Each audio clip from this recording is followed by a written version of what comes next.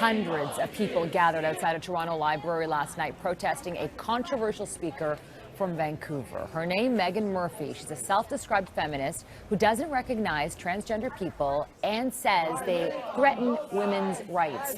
The Toronto Public Library has come under fire over its refusal to cancel the event, even though it has a policy that states it would be within its rights to do so. Joining me now is Caleb Robertson and JP Kane from Fay and Fluffy's Storytime. Caleb and JP dress in drag and read stories to children in an effort to educate them about the LGBTQ+ community.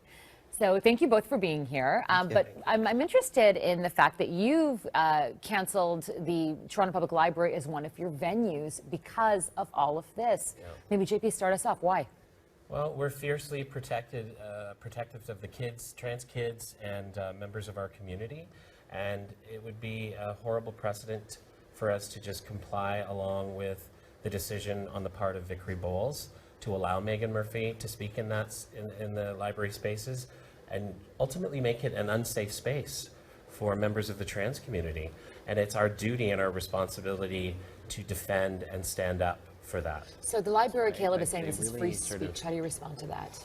I feel like free speech gets thrown around in ways that it's like we can just say whatever we want, free speech. But the things that Meghan Murphy have are going to have consequences. And her saying these things, it's not just her speaking into a void. She's speaking to people that do believe that trans people should not have the same rights as everybody else in our community, that should not have basic protections to have employment, to use the washroom, to do all of these things. So when somebody uses hate speech, such as Meghan Murphy does, it gets followed up by her supporters with actions. And those actions are violence. Yeah. Let me get to that, because she is saying that women might feel unsafe in a change room or a bathroom if there's somebody who's trans that goes in there.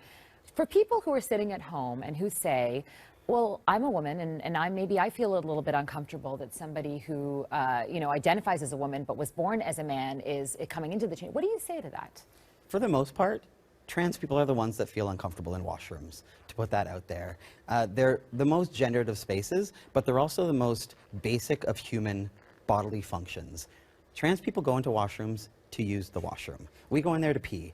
And a lot of what she says is about trans women and completely ignores the other side of it, which is trans men. So in her argument, if trans women are no longer allowed to use women's washrooms and trans men are no longer allowed to use men's washrooms, that's putting a lot of trans women at risk. And it's putting a lot of trans men into women's washrooms. That means that you could walk into the washroom and see somebody with a beard, but because they are a trans man, that is where they're legally supposed to be. So looking at me, I would be forced to use a woman's washroom. And nobody in that situation is going to be comfortable. So it doesn't really make sense to me, that argument. I want people to feel safe. Absolutely. The answer to that is more gender-neutral washrooms, where everybody just gets a safe space to pee. I'm really proud in our station we do have gender-neutral washrooms. Thank you. I know at schools, you are an educator, Yeah. you do have that. If Meghan Murphy was standing in front of you right now, what would you say to her, JP?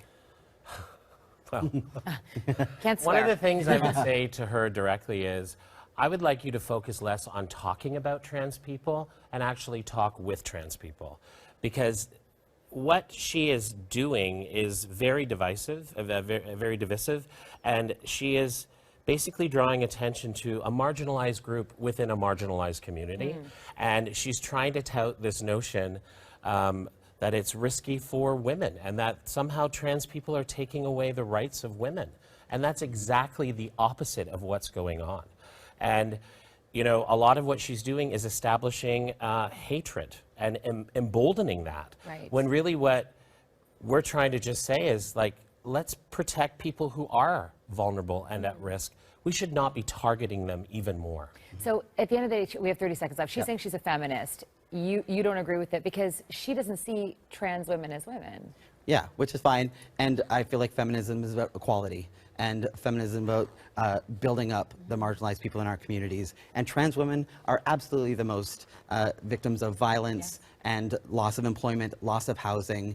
And if trans people in general, what she's fighting for is that we could be fired just for being trans. It just completely doesn't make sense. And it's sad for the TPL because they're on the wrong side of history. They are.